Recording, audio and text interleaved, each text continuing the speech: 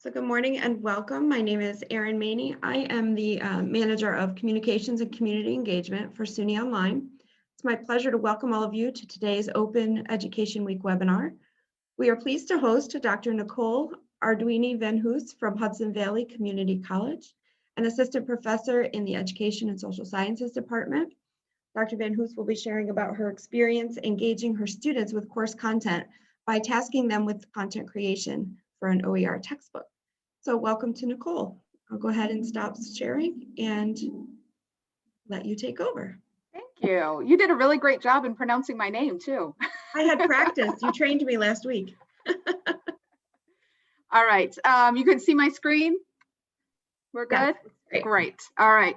So as Erin said, I'm actually a psychology professor at Hudson Valley Community College. And so I work with a population of students that is not typically engaged in being content contributors. This isn't something that they normally are asked to do. They don't participate in research. Nobody's a research assistant. They're not getting published at a community college. That would be out of the norm. So this I thought of as a way to try to engage students as thinking of themselves as potential creators of academic content by giving them a platform to try their hand at it, really. So as an educator, my mission is really open education. I'm all about OERs. As of this semester, I have officially moved all of my courses over to OER texts. So none of my students have to buy any text, and I'm all about, online and hybrid and offering different options to make education as accessible as possible. This really fit right into my wheelhouse. Now, I will preface this. This is, I don't pretend to be any kind of expert on OER. I am a person that likes to experiment and try new things.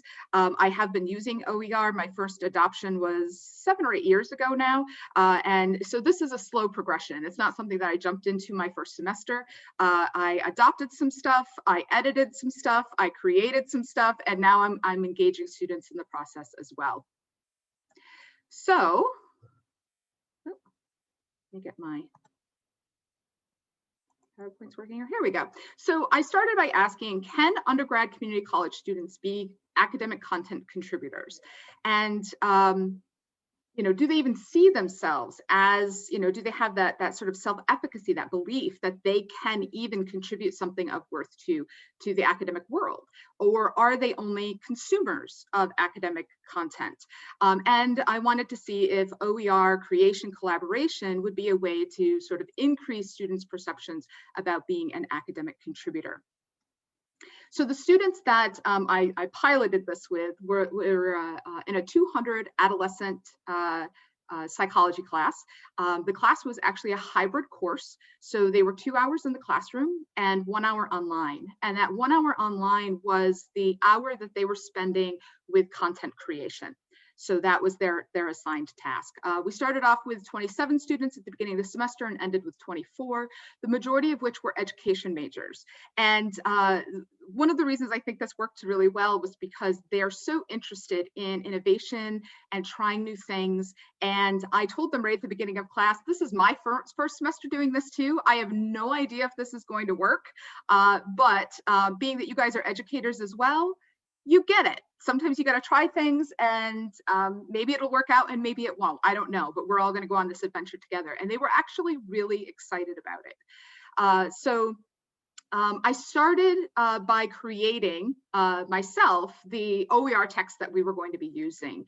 And now, while other courses I've adopted textbooks that are already created, for example, my general psych class, I used the OpenStax book. For adolescent psychology, there wasn't a book. I looked all over, I couldn't find anything, not even really a starting point. So I had no OER text to start with, so I had to create something essentially from scratch. I will admit, I was a little chicken. I was a little scared to post my work online where other people could see it and critique it. And so I actually created it in Google Docs so that I could control access to it. So it was just me and my class that were able to read this work and eventually make the contributions that they made. I did this horrible thing where I created the book in the same semester that I was teaching the course. I do not recommend it. It was so much work, but it was kind of out of necessity. I was faced with the textbook that we had previously used was going out of edition, and they wanted me to switch to a new edition. And I said, well, I don't really plan on keeping this book. I had planned on doing this OER creation the following year, and when had some time to plan and organize. But I thought, I don't want to make students buy this new edition textbook that I don't plan on using any further. They're not going to be able to sell it back. And I said, you know what? I'm just going to do it. And so I jumped in with both feet. And so I was basically creating chapters of the textbook that they were reading weeks before they were reading it. So I finished the book about mid-semester so that they would have the second half of the book to finish reading and working in. So not recommended though. All right, so I asked the students whether they found this OER textbook useful. For many of them, this was their first interaction with an OER. They had never had an open educational textbook before, and so this whole experience was new from them right from the get-go. But I asked them, how useful did you find this book that we were creating together? And almost 78% said that they found it just as useful as any other textbook. A few found it more useful than other textbooks. And then there was a couple that said it wasn't as useful. And some of the feedback that I got from that were things like, it didn't have an index. It still doesn't have an index. I don't have time to create the index. But so sometimes they would want to look up things and there was no index to go find the information. So it made it a little difficult to search for. But overall, they found the book pretty useful. Some of the comments I got back, they really liked that it was free, so they could access it right away. They really liked when and I'll show you in just a minute what that looks like, as their peers started making comments and posting within the textbook. They really found that was very helpful in reading additional information about the topics in the book. They liked that they could use it from anywhere because it was online. And they also found that it was easier to understand. So they felt like it was written at an appropriate level. And the book is also kind of an essential. It's not a comprehensive, it doesn't have a lot of what this student called filler, right? So they liked that it was just direct to the point, talked about stuff that they needed to know, and there wasn't a lot of excess that they had to filter through. So when I asked them about what they thought about the quality of the book, the majority thought, almost 56% said that the book was equal in quality to other textbooks. 33 said it was better than most textbooks, which I was pretty proud of. And then a few people thought it was lesser. And they said things like, they thought it was quality content, easily understood, accessed all the information they needed, had, all of those things you expect from a textbook, like diagrams and graphs and things like that. They also liked, some of the students liked that it was organized into smaller sections, which made it more manageable when they were reading. Others thought the textbook was kind of short, again, because it's an essential. And then some students struggled with opening the document, Google Docs. I don't recommend using Google Docs, but it worked for our first go around. So on the first day of class, this is what we did. I got a computer lab, because I wanted them to all be able to sit at the computer so that I could demonstrate how to use Google Docs, how to make comments, how they were going to interact. I wanted to make sure that their Google accounts were all verified, they knew how to log in, because I needed to see which students were making comments. I didn't want them doing anonymous comments, because then I couldn't grade them on their participation. We talked about the purpose of OER, what OER was all about, because as I said, many students had never had any OER content in their class before. I told them that this was the first draft. I said, there might be mistakes, there might be things that you want me to add. I'm like, I am open to all of that feedback. So they were very helpful with that. I also explained to them the contribution process, that they would be commenting within Google Docs, and that those comments, those annotations and discussions that they were having would possibly be added to the next rendition of the text, that they would be contributors and credited for their work, that they would be listed in the book as contributors. And they loved that. They were so excited. And they were asking questions like, if we get picked, because I did tell them, it doesn't mean everything you contribute is going to be picked, right? It has to be quality. It has to really contribute something to the text. And so you have to be motivated to do your best work so that it's something that is of value that we want to add to the book for future renditions. And they were asking me things like, well, if my work gets picked to be added, is this something I can add to my resume? Does this mean I can list this as, being published? What can I do with this information? And so they were really quite excited by the idea that they could be published in this book that other students are going to read semester after semester. So this is what it looked like. So this is a screenshot from a page in the Google Doc, and we use the comments feature within Google Docs. And so you can highlight, and you'll see that this student highlighted normative age-graded influences. So they were instructed to highlight the section that they wanted to contribute to, that they were discussing. And I made sure that I really scaffolded the process that they were using in a very clear way, so that they knew exactly what to expect, how to participate, what they were going to be graded on, so that they would be able to really create something of substance. I didn't just want opinions or comments like, oh, that's interesting. That's not really helpful. It's not going to be added to the book, right? We want something that is quality that can be added.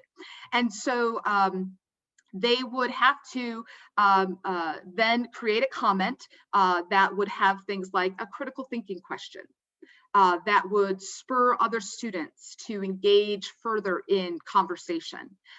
They would have to find outside resources, quality academic sources. So within their comment, they would have to have in-text citations and complete references. So while they're contributing to the book, they're also practicing those skills of citations and references. And it did take them a little while to get that. So the expectation was original, accurate, relevant to the topic. So whatever they highlighted in the book, their comment, their discussion had to be relevant to that. I use the terms post and replies because it's something that many of them were familiar with in social media, as well as if they had ever taken an online class. We often talk about posts and replies and discussion boards. So it was clear to them, okay, I'm posting something and then someone is going to reply to that. And I might reply then to them. And so the discussion continues. They had to create a critical thinking questions because that helps them kind of figure out, well, where exactly am I going with what I'm contributing? It really directs their writing, but it also helps the other students, their peers who are going to reply to their comment. It really helps them sort of focus what it is that they are going to discuss as well. It has to teach us something new, so you can't just repeat what's in the book. We already know that information. Of course, well written, stimulates additional thought and discussion on the topic, and of course the in-text citations and references. And then every submission had to have a self and peer evaluation based on the rubric that I gave them. So that made sure that the students were constantly looking at the rubric to make sure that they were structuring their work in line with what was expected of them.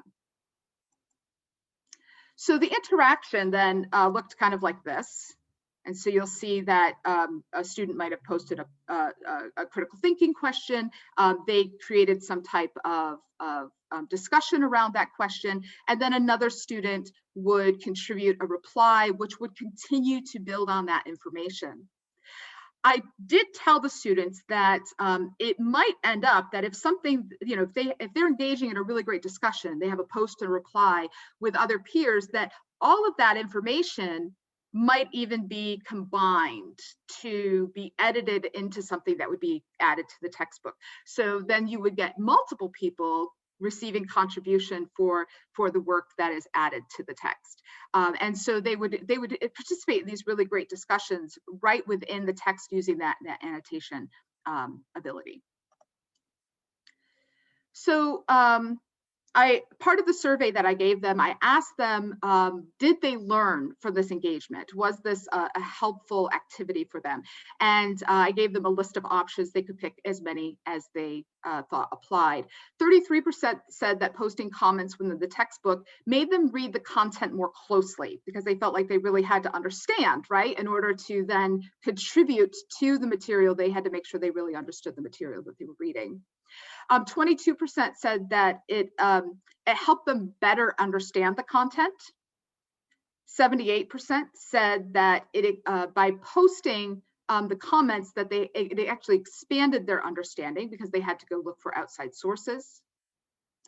67% said that reading other students' comments and formulating a reply helped them expand their understanding. And then 56% said that submitting the post and replies helped them think about the content in ways that they might not have otherwise. So they were really through the engagement process, they were really thinking much more deeply and engaging more with the content than maybe they would have if they were just told to just read and, you know, maybe we'll have a test on it later or something. So this is where I get to my real questions. What was I trying to get to, right? And so prior to the course, had the students thought about themselves as academic contributors? And what I found was that 78% or almost 78% said no. They had never thought of themselves as being contributors as to academic content. They only thought of themselves as being consumers. And a small percentage of 22% said that they may have shared information with other classmates, but they never really thought of themselves as contributors. And no one had participated in anything like this before. Then I asked them after the fact. So knowing that your work could be submitted and added to this OER and read by others, do you now consider yourself to be academic content contributors? And so the statistic basically flipped. So now 78% are saying, yes, I do have knowledge to share. I have contributions to make to other students, to the larger academic content that others consume. And only about 22% still said no, they don't think of themselves as contributors. So there was a huge amount of change in the perception, which was really what I was trying to get at. I wanted students to think of themselves as being able to contribute something, that they didn't just have to be consumers. And this was I think an easy way to do that. Now, some of the lessons that I learned from this is that maybe we need something a little more open and engaging than Google Docs. And so that's what I'm working on for next semester. I did, though, ask them permission. So all the students were asked, do you give permission to include your work? I did tell them that there was a possibility that I could be combining, say, a post and reply by two different students and kind of combining that information, that I might be editing things for length or making corrections before it is added to the OER. And I asked them, do you have permission? Do I have your permission to add your work? And knowing that all of that content would then be under the Creative Commons license. And only one student said no, that they did not give permission to do that. And he never told me why, but I would be interested to know. The next step, which unfortunately I haven't been able to complete because this project was done last spring. In the middle of it, of course, was COVID. And so I've spent the remaining of that semester and all the summer then preparing for our remote learning now this fall. So I haven't been able to go back and complete this project, but this is on my agenda for this summer.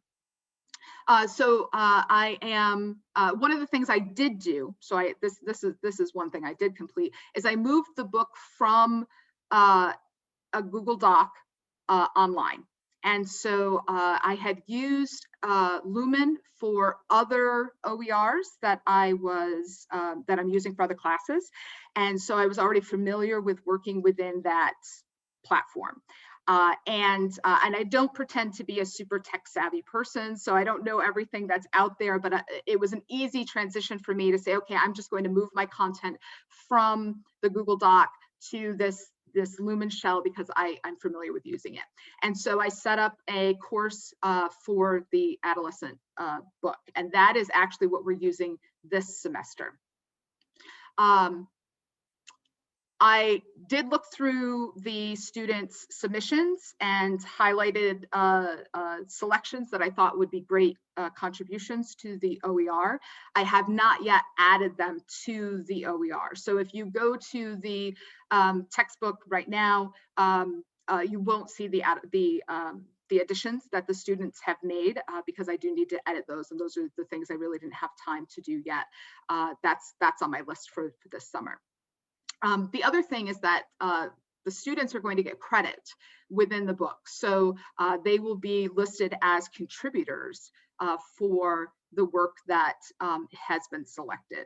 And so they will all be notified when that is done. And many of them were interested in adding this to their own, to their resume or to their LinkedIn, or to show that they were selected as contributors to the finished product.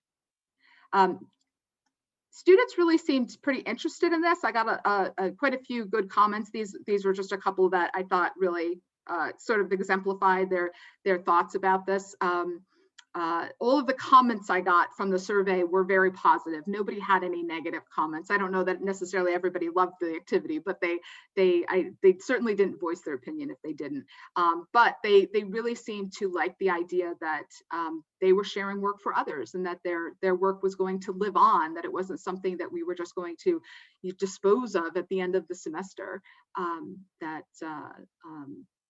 It seemed like a worthwhile effort because it was something that was going to be useful ongoing.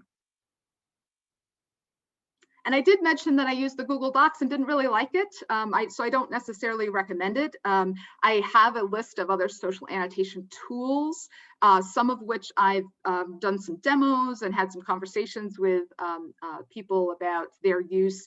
I'm not sure which one I'm going to use next, but Google Docs I wasn't a huge fan. And in fact, I really would love feedback from anybody who would like to talk about their use of social annotation tools that they really like, that were easy to use, because that's the thing, making it easy to use. I would love to hear some feedback from others about what you guys like to use. So I feel like I rushed through that because I was so worried about rambling on and going over time and not having time for questions, but now we have plenty of time.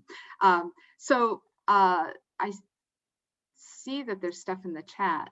Is there anything I can answer? I know that Aaron and Mike are jumping in, but thanks, Nicole. No, it's great. I really appreciate seeing just the results of this experience for your students and what they have said that they gained from this. So that perspective is really important. And some of the questions, I just put in the chat, if anybody has other tools that they're using, to just pop them in the chat, let us know for annotation, or also for students collaborating with each other. And also, if anyone wants to unmute your mic, you're also free to ask questions that way. You can do that as well. Veronica mentioned that she's going to be sharing about Perusall this week as well. So that's another tool. Some folks just make use of, MS Word. And then somebody else has been, Comment is something that is very accessible. I haven't heard of Comment. It was designed for the P12 space, but works well in higher ed. So that's another one there. So any questions or additional thoughts, anything that you would like to share, feel free to make use of the fact that we have Nicole captive. to ask additional questions from your students. I was going to ask something that came up in the other session too. You know, if you had students, like you said, you had one who didn't want to have their work, put in the final version and be attributed to. But as a class assignment, did you offer any sort of alternative to those that, or was that the thing? It's just you can include it or not include it. Right. So they had to do the assignment, but the inclusion of their work then in the final product is not required. So they were given the option that if any of the contributions that they made, if they don't want that added, they had that option to opt out. And only one student said that they did not want their work included. Everyone else was very excited about it. And I actually received emails over the summer from students asking if it was done and if they got picked, and they were really looking for more information. They were quite excited about the possibility of being, a published author, essentially. That's really how they thought about it. And I was thrilled to see the change in perception, just that they see themselves as, possible, academic content contributors, not just consumers. Complete flip. That what was it? 3/4 of them said, no, I am not a content contributor before class, and now 3/4 see themselves as yes, I can be, and I hope that motivation, or that self-perception contributes then to their motivation to maybe engage in things that they might not have thought that they could before. When they transfer onto their next college or university, that they say, hey, I do have something to contribute. Maybe I should get involved in this research project, or maybe I should write something and submit it someplace, because I do have something to share. I do have a voice here in this academic world. Absolutely. That's a fantastic takeaway for your students. Yeah. So that was really more so my goal than anything. And I really thought going into it, I'm like, I may or may not end up with anything that I add to the book. I don't know. I don't really know what I'm going to get from the students, but their discussions were very interesting and engaging, and to see, and especially adolescent psychology, because they are adolescents themselves. And so much of the content relates to them in the real world, and many of their discussions, their contributions were around things that were very meaningful to them. And so it gave me a perspective as a person who's far from an adolescent. What are the questions they're asking? What are the topics they're interested in related to adolescent psychology? And so even if, let's say, their contribution is not something I could say, oh, this is great, I'm going to put this in the book. It is something for me to say, well, this is, of course, looks important, because somebody asked a question and there might be, 2 or 3 students that then responded to that. And so obviously this is something that many students are interested in. And so that's going to help formulate my plans going forward to, okay, what other information do I need to add? What other sources or topics might be important to them as the reader that I'll want to edit into the book going forward. Mm-hmm. I have another question from the faculty perspective, but I want to address something in the chat. Mike is asking, how essential is the computer lab session in the future now that you've moved to the Google Doc? I think I would still really like to start the first day in the computer lab. As I said with the social annotation tools, I really want something that's easy to use. And I would really like to be able to demonstrate to them and have them, because I actually had them like open the Google Doc, and I had them go in and do like a practice comment, and then they did a practice reply. And so they really got the hands-on training with how to use the tool.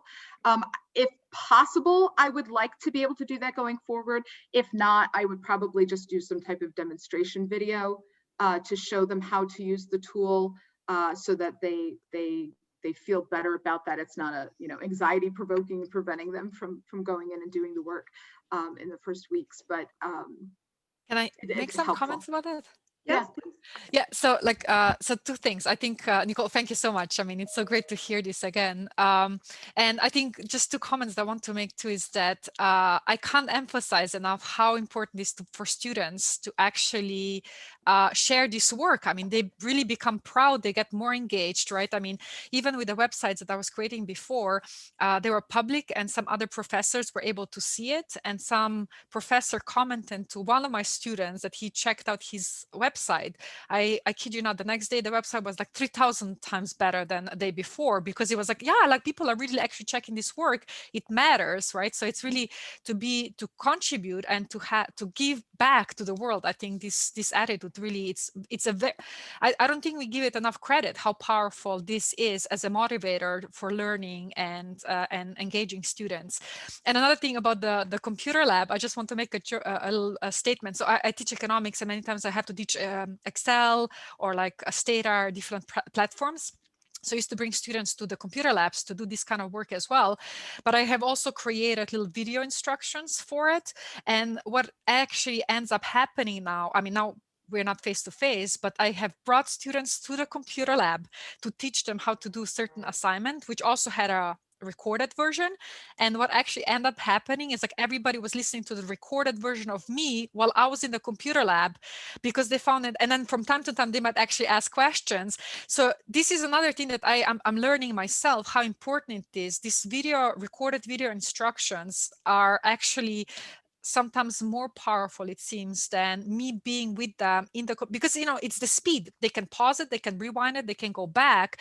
So basically we were in the computer lab, I was there live, and they were listening to me being recorded while we were in a computer lab, because they found it's easier, because they could pause, do something, while with me in the computer lab, they look down, they look up, boom, it's gone. They have lost it, what I just did, right? So that's one of the things that I'm just learning now, because I mean, we had to sort of transition to put everything online, how important this video instruction, and they're so used to watching all these like instructions. I mean, you can put a plane together just by watching a YouTube, so that's just my little 2 cents.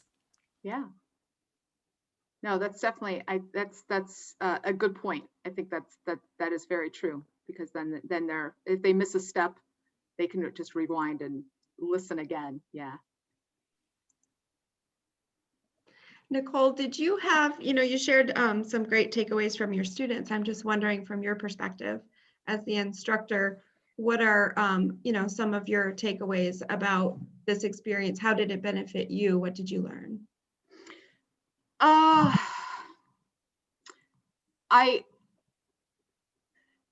One of the things that I found to be very important was having everything very structured to start, because they were unsure of exactly what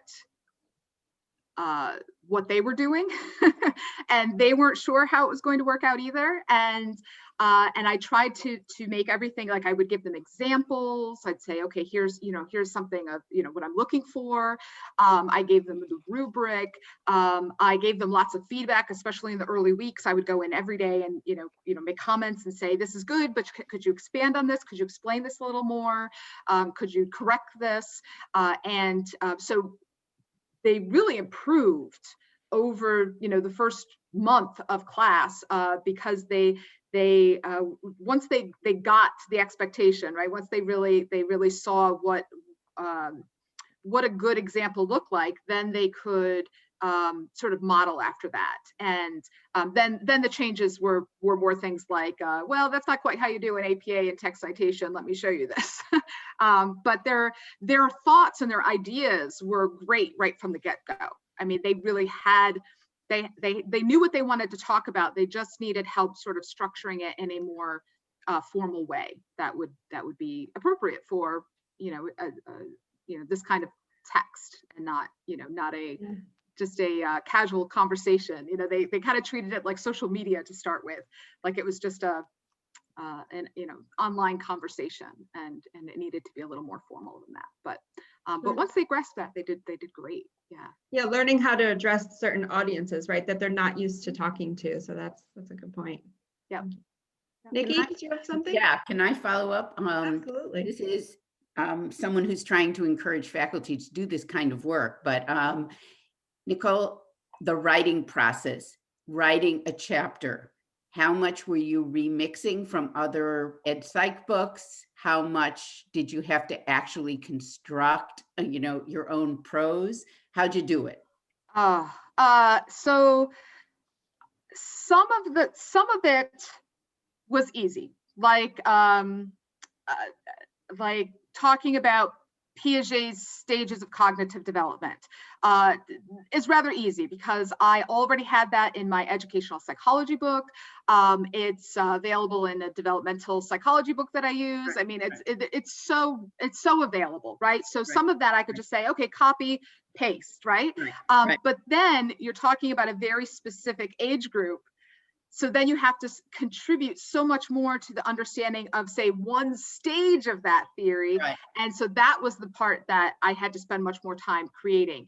And I definitely had to find many more sources, because the sources that I had easy access to already, the information was so general, because Right. it was often more for like a lifespan. And I had to get very specific into this very narrow age group. And so I ended up having to find many more sources and go to, and there's topics too that are in an adolescent psychology book that might not be in a child book or in a lifespan book. And so I had to then go find that information. So yeah, do a lot more time. Authoring though, did you really write your own words a lot? I would say it was probably for things that I couldn't just copy over from other places. I would say it was probably 40% mine, 60% other sources. Thanks. Yeah. Perfect. Yeah. What I needed. Yeah. And it definitely, of all of the OER content that I've created, this was the longest because it is so specific. It took me longer than the other books that I've done. And then there's also that piece about merging everything together, right? That you have to kind of unify the voice throughout. So good question from Diane too. Why did you choose to compile instead of maybe adopting something that already exists? I could not find an adolescent psychology book, OER. There just there isn't. I don't think there is one.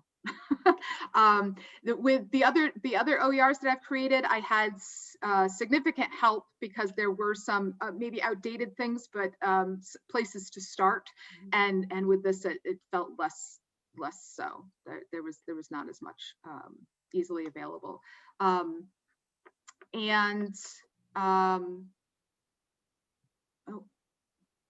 Oh, okay. I was just reading the chat as it went. Sorry.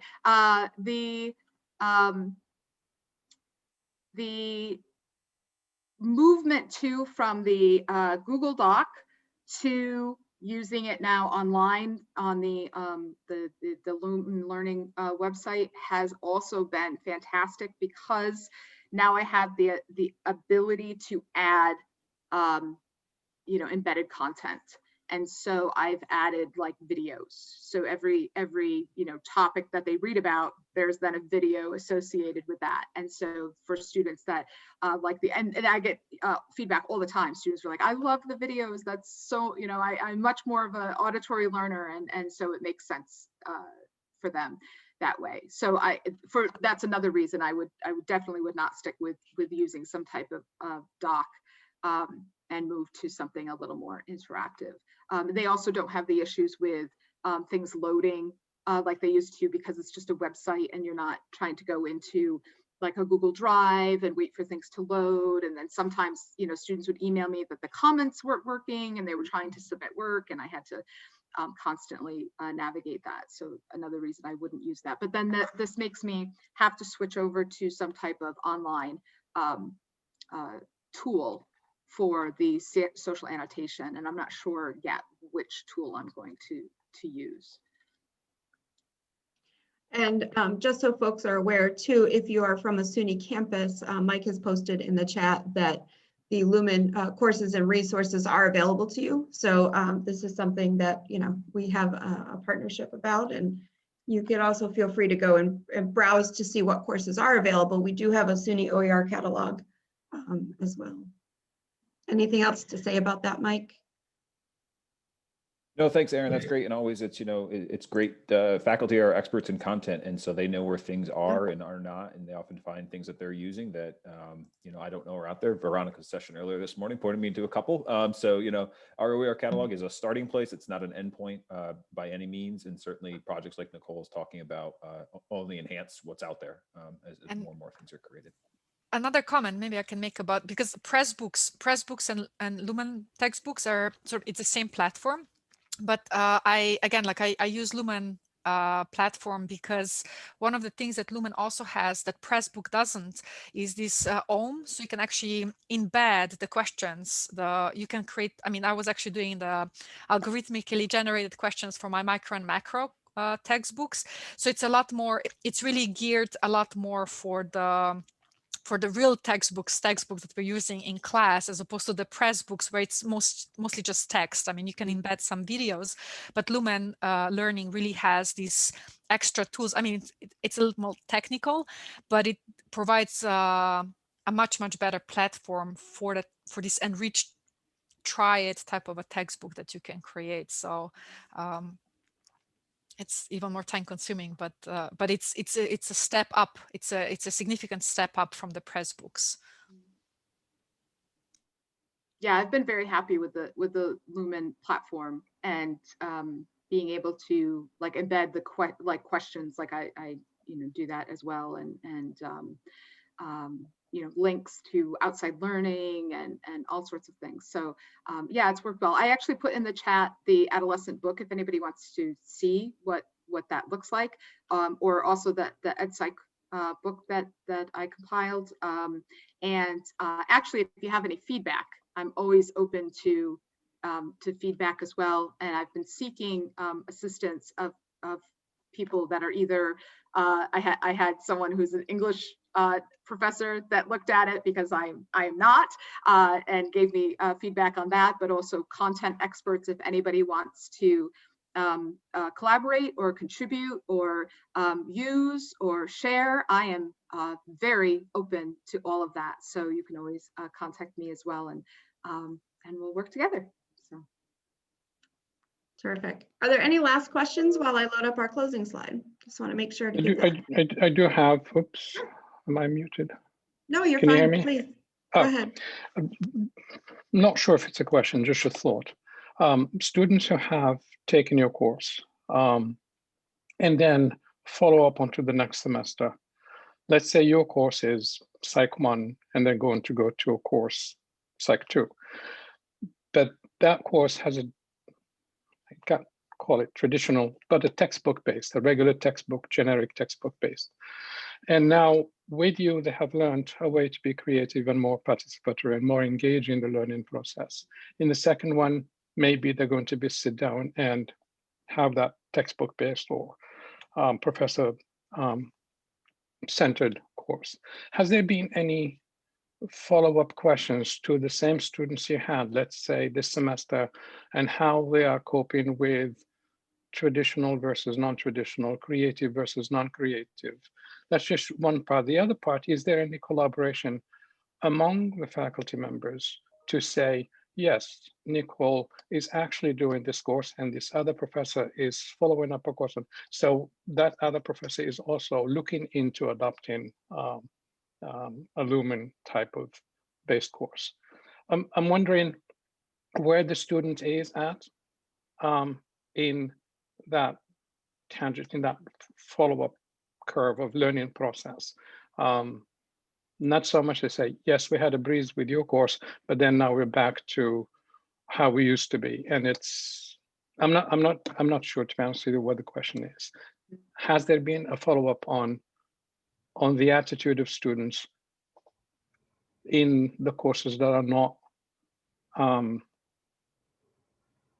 non-professor-based courses? I can't say for my courses. I mean, especially this course in particular, this is usually taken in their last semester before they transfer on. So it's kind of hard at a community college for us to do follow-up, but maybe Mike knows something like this. Very generically, and this is not scientific data, we can look at some data that suggests students that take an OER course in the fall are more likely to take one or more OER courses the next semester if they're available, whether that's due to the learning experience or the low cost of the materials or the if it's within their schedules are all variables that we just haven't disaggregated yet. So. Thank you. I definitely have students that ask me who else teaches with an OER. So they are looking for it, but I would say most faculty aren't using an OER with it, on my campus. Most faculty aren't using an OER with this type of engagement. They're just using it as a replacement for a textbook. So I don't know that they might get a free book, but I don't know if they're necessarily going to be engaged in the same way. That's a good point too, Nicole. We have different levels of OER adoption, right? And so some people, like you said, are actually just replacing the textbook, so it's low cost for the students or no cost. And then others are actually including the students in the course creation materials, textbook, that sort of thing. So it sort of runs the gamut across what we see in our courses. Well, thank you very much for that. I'm going to close the session, but we can leave the room open for anyone that is going to join us at noon. We will be joined by Lumen Learning and SUNY OER Services for a presentation on their Waymaker platform. So you can join us for that at noon. If you want to take a quick little break to get a little bit of lunch or sit back and join us. So I'm going to stop the recording, but we are still here in the room and can continue talking if you have questions. Yes. So I just want to